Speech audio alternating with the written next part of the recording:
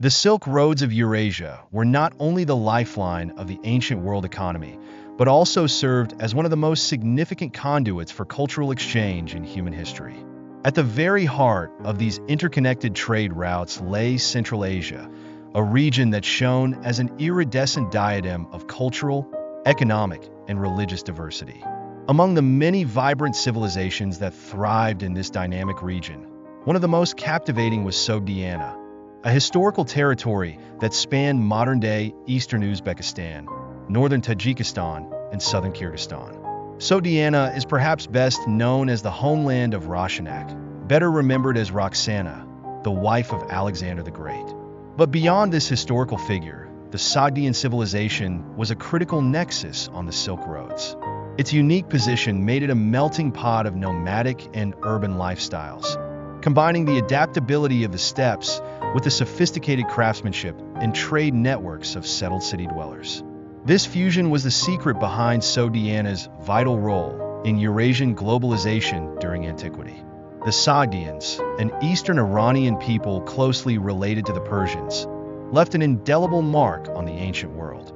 They were not only adept traders and diplomats, but also cultural innovators, producing some of the most exquisite art and religious syncretism of the late antique period. Their artistic achievements and contributions to the cultural tapestry of the Silk Roads remain celebrated to this day. But who exactly were the Sogdians? What was the key to their dominance on the Silk Roads? And how did they craft such stunningly diverse art and culture, blending myriad religious traditions? Origins of the Sogdians. The homeland of the Sogdians, known historically as Sogdiana, was a region defined by its striking natural beauty and geographic importance. Situated primarily between the Sirdarya and Amu Darya rivers, known to the Greeks as the Jaxartes and Oxus, Sogdiana encompassed a fertile landscape of verdant valleys and sparkling rivers. This lush geography made it an agricultural and trading hub. Modern-day remnants of Sogdiana include the Suft region in northern Tajikistan, as well as the historically significant cities of Samarkand and Bokhara in Uzbekistan. These cities, celebrated for their architectural grandeur and bustling bazaars, were vital nodes on the Silk Roads. They connected the East and West, facilitating the exchange of goods, ideas, and beliefs. It was in Sogdiana's vibrant markets and caravanserais that merchants, scholars, and pilgrims mingled, contributing to a cultural dynamism that was unparalleled in its time. The legacy of Sogdiana is a testament to the power of cross-cultural interaction. Through their mastery of trade, diplomacy, and artistic expression, the Sogdians not only shaped the history of Central Asia, but also left an enduring legacy that continues to inspire historians, archaeologists, and art enthusiasts alike. Uzbekistan, two important cities which were once inhabited by Sogdians in the antique period. Sogdiana has been a key location in Eurasian trade for millennia, connecting the prestigious civilizations of China, India, Persia, and the Mediterranean. The Sogdians were an Eastern Iranian people who spoke a language called Sogdian, which was closely related to Scythian. The Sogdians had a complex relationship with their Persian brethren, who sometimes perceived them to be part of the broader Iranian world, but also denigrated them as unruly and untamable upstarts. Sogdia's early history is shrouded in mystery. The region has been inhabited by humans since at least the Stone Age, with archaeological evidence of large settlement sites like Sarazm being dated back to the Neolithic period. We are unsure of who the people who lived in settlements like Sarazm were, but it is likely that they were the partial ancestors of the Sogdians and other Iranian groups similar to their relatives in the nearby Bactria Margiana archaeological complex. The land of Sogdiana also appears in various ancient Zoroastrian sources, such as the Vendidad section of the sacred text called the Avesta. There it is mentioned as one of the Aryan Vaja, the 16 good lands that the Zoroastrian god Ahura Mazda created for the Iranian peoples. During the era of classical antiquity, while their Western Persian cousins were forging the mighty Achaemenid Empire, the mixed sedentary and nomadic peoples of Sogdiana grew in number, and the size of their settlements increased. In the 500s BCE, the Shahanshah of the Achaemenid Empire, Cyrus the Great, took over the region and turned it into part of a satrapy, most likely Bactria. As the easternmost frontier of the Achaemenid realm, Sogdia was one of the Persian Empire's most unstable and rebellious territories. Nevertheless, the Sogdians sent troops to aid King Xerxes in his invasions of Greece. However, they revolted during the reign of Artaxerxes II a few decades later and threw off the yoke of their Persian masters. For the next few generations, Sogdiana became an independent region controlled by various local warlords until their former Achaemenid overlord was smashed by Greece's most ambitious general, Alexander the Great of the Macedonians. Sogdians in the Hellenistic and post-Hellenistic period. The arrival of Alexander the Great brought a difficult time for the Sogdian people at first. As the Greeks marched eastwards and encountered more and more unruly terrain and unruly people, they became harsher in their treatment of the locals. Alexander's army committed atrocities as he passed through the mountains of Sogdiana. He faced stiff and stubborn resistance from local Sogdian rulers, including a man known in Greek records as Spitamenes. Some of Alexander's more famous battles were fought against the Sogdians. One of these battles was the Siege of the Sogdian Rock, in which the Macedonian monarch took his future wife Roxana, daughter of the Sogdian noble Oxyartes, hostage. Many of the local Sogdians, like the aforementioned Spitamenes, were killed in battle, and the Sogdians eventually submitted to Greek terror. After Alexander pacified Sogdiana, the Greeks utilized a partial accommodation strategy to incorporate the Sogdian people into the Macedonian Empire. As Sogdiana during this period appeared to consist of local equestrian chieftains, this meant ensuring some of them had allegiance to him and his generals. Through marriage alliances, it also meant that he had to ensure these chieftains could feel that their autonomy was maintained. For instance, many local Sogdians were allowed to rule as satraps of the region. Moreover, Alexander married the aforementioned Sogdian noblewoman Roxana, while Spitamenes' daughter Apama married one of his generals, Seleucus. The death of Alexander resulted in the region coming under the control of one of his generals, Seleucus I Nicator, a Macedonian statesman who utilized a strategy of forming connections with Persian nobles from the former Achaemenid Empire to maintain stability throughout his vast Asian realm. As such, he sent his elder son Antiochus, whose mother was the Sogdian noblewoman Apama, to rule the so-called northern provinces of the Seleucid realm, which included his maternal homeland of Sogdia. The fact that Seleucus made a half-Sogdian the ruler of Sogdiana speaks of an attempt to pacify the locals. However, we are unsure how connected Antiochus was to his mother's culture and language. Eventually, these northern provinces broke off when the satrap Diodotos I separated from the Seleucids and founded the Greco-Bactrian kingdom. This is a fascinating topic we have also done a video on, as we have also done one on the successors of the Greeks in Central Asia, the Parthians and the Scythians. As a quick overview, a satrap of the Seleucids called Diodotos broke off from the Seleucids in the 250s BCE, establishing a large kingdom covering Bactria and Sogdiana. This dynasty ruled for about a century and was a major trading nexus before slowly fragmenting due to both internal revolts and nomadic incursions. During this politically turbulent period, further seeds for Sogdia's future were planted, for new cultural influences from Greece and Persia were injected into the local culture. These seeds would bloom in brilliant cultural development during the later periods of Sogdian history and cultural development.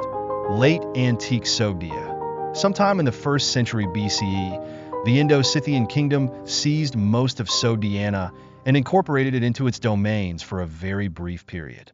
The Scythian period in Sogdian history is a bit muddled in the historical record, but the Scythians soon were superseded by a more powerful force, the Kushan Empire. The mighty Kushan realm was founded by a tribe of nomads called the Yuezhi, an Indo-European people who likely shared ancestry with the Sogdians. The Yuezhi broke through the Taklamakan Desert in the 1st century CE and thundered southwards until they founded an empire stretching from Bactria to central India. Sogdia was in the periphery of this empire and was likely under the control of what is called the Kanju Confederacy in Chinese sources. The Kanju appear to have been some sort of quasi-nomadic group with mysterious social organization, with only its chieftains being obvious in archaeological research. This confederacy seems to have been some sort of autonomous vassal of the Kushans, though we have no records from the period discussing the matter in depth. As the Kushans declined, the confederacy became ever more autonomous before turning into the city-states of the late antique period. The Kushans are traditionally seen as middlemen in Eurasian trade, but in fact, they were active producers and agricultural, mercantile, and urbanization developers for their empire, according to scholars like Lauren Morris. This economic growth propelled the Sogdians to move into cities and become merchants, getting in more intense touch with Eurasian trade routes. By the 3rd to 4th century CE, the Kushan Empire began to slowly fragment before being replaced by the Sasanians and eventually the White Huns and the Hephthalites. By this time, the Kangyu had declined and disintegrated, allowing a tapestry of small Sogdian statelets to seize their independence, such as the Kutas of Bokhara and the Kingdom of Fargana. Although under the suzerainty of rulers like the Hephthalites, these city-states were largely autonomous and, at times, completely independent from them. The Sogdians during this period were what the historian Judith Lerner calls influencers on the Silk Roads, for they were some of the most important traders of Eurasia. From the 4th to the 7th century CE, the Sogdians played this seminal role as traders of the Silk Roads. During this era, the Sogdians were Eurasia's most prestigious middleman, trading silk, jewels, and art from India to Tang Dynasty China, to Persia to Byzantium. Naturally, the Sogdians grew fabulously wealthy in this trade, and as a result, Sogdian cities like Panjakent, Samarkand, and Oxykath became bustling cosmopolises. In these vibrant cultural centers, various Silk Road religions, such as Manichaeism and Buddhism, arrived and were adopted by the native Sogdian, who then enthusiastically spread these faiths into the four corners of the earth. Sogdian society and culture. Let us now take a step out of the flow of time and explore what Sogdian society looked like during its golden age at the epicenter of the Silk Road. Although many Sogdians had lived nomadic lives in earlier eras, Sogdian society had become largely urbanized by the 4th to 7th centuries AD. This resulted in a highly stratified society with kings and queens ruling over each city, presiding over a small, elite clique of aristocrats and wealthy merchants who controlled the lion's share of the wealth. We know very little about the internal politics of Sogdian cities. What we do know is that the Sogdians were famous for their trade skills and their production of great art, which was used for both religious and secular ends. Sogdian art was a regional hub of vibrancy and color, as evidenced by their beautiful reliefs. Elaborate and ornate metallurgy was also a major specialty of the Sogdians, building upon centuries of metallurgical tradition in the region with influences from India, Hellenistic Greece, China, and Persia. This polyvalency in art is one of the strongest points of Sogdian culture. They were always able to take other influences and forge their own uniquely local and new artistic vogues. The Sogdians had relations in both diplomacy and via expatriate communities with surrounding regions, as we have diplomatic correspondence with China from the 7th century CE. These expatriate communities traded materials, finished goods, and tragically enslaved humans. We also have a rich corpus of Sogdian literature, which was written in a variant of the Aramaic script that was used in the Achaemenid and Parthian empires. As a byproduct of their mercantile skills, the Sogdians seem to have had a relatively high level of literacy for the era. Some Sogdian letters which have survived into the modern era were written by women, an unusual phenomenon in an ancient world otherwise dominated by patriarchal cultures where the overwhelming majority of educated elites were men. One example of this comes from a 4th century CE expatriate woman called Mune, who was abandoned by her useless trader husband in the Chinese city of Dunhuang. 1,700 years later, the fury Mune feels towards her deadbeat husband is still palpable in her writing. Behold, I am living badly, not well, wretchedly, and I consider myself dead. Again and again I send you a letter, but I do not receive a single letter from you, and I have become without hope towards you. My misfortune is this, that I have been in Dunhuang for 3 years thanks to you, and there was a way out a first, a second, even a 5th time, but he refused to bring me out. In my paternal abode, I did not have such a restricted life as with you. I obeyed your command and came to Dunhuang, and I did not observe my mother's bidding nor my brother's. Surely the gods were angry with me on the day when I did your bidding. I would rather be a dog's or a pig's wife than yours. Sogdian religions. Besides their magnificent art and culture, the Sogdians were sophisticated connoisseurs of religion. Many religions that became popular due to trade on the Silk Roads took root in Sogdiana, from where they spread further into the philosophy-torn battlegrounds of Eurasia. Most Sogdians were content to stick with the religions of their ancestors, the Eastern Iranian pantheons of Central Asia. This collection of beliefs was close to the Zoroastrianism religion of their Persian siblings, with which it shared several similarities.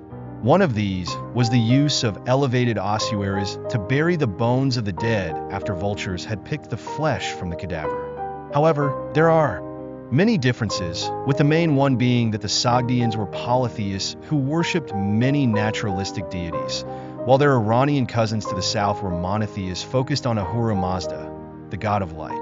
One prominent Sogdian deity was Nana, a fertility and nature goddess who appears in a beautiful mural from the city of Panjaiket, depicted to be holding the sun and moon while riding a lion. This image is interesting because it has clear influences from the Indian deity Durga. Indeed, the Sogdians drew heavy artistic influence from the rich civilizations of India. In fact, such importance was placed in Indian art that the scholar Franz Grenet famously termed the deities of Sogdia as Iranian gods in Hindu garb. In addition, deities like Wesh Parker, the god of the wind, were also important. Although most Sogdians worshipped a multitude of gods, each Sogdian city had its own patron deity, which they favored over others. It is also safe to say that our more familiar form of monotheistic Zoroastrianism was present in the region. Besides the sects of Iran, a major faith that was present in Sogdia was Manichaeism, that Silk Road dualist religion that merged Buddhist, Christian, and Zoroastrian cosmologies. Though at times Sogdian city-states repressed the faith, Manichaeans nonetheless secured a strong foothold in the region, having bishoprics in the region since the time of the apostle Mar Ammo in the 3rd century CE. Sogdian Manichaeans practiced a unique branch of the faith, and even underwent a schism from the religion's headquarters in Ctesiphon in the 6th century CE. Sogdians were primarily responsible for introducing the Manichaean faith into China, where it would endure for centuries and even play a foundational role in the rebel movement that overthrew the Mongol Empire in the 14th century AD. Christianity and Buddhism were also present in Sogdia, specifically their Mahayana and Assyrian varieties, respectively. Both of these faiths, as well as Manichaeism, translated their holy texts into the influential Sogdian language, and Sogdian translations of the Christian Bible or of major Mahayana Buddhist sutras survive to this day. These translations had impacts on what was considered intellectual canon in China, where many of these faiths ended up. Other minority faiths present in Sogdia include Judaism, particularly the ancestors of the eloquent Bukharan Jewish community, and various strands of Hinduism like Shaivism. Despite the dominance of the Eastern Iranian pantheons, the Sogdians certainly knew how to throw a religious party in their home territories. Islamization of Sogdia. The sunset of late antique Sogdia occurred in the 6th to 8th century CE, when the city-states came under the suzerainty of the Turkic Confederacy, known as the Göktürks.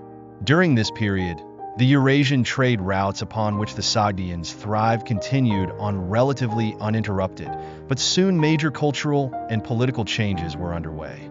In the 600s, the Islamic Caliphate managed to unify the Arabian Peninsula and stormed out from their home peninsula, conquering Sasanian Persia in its wake.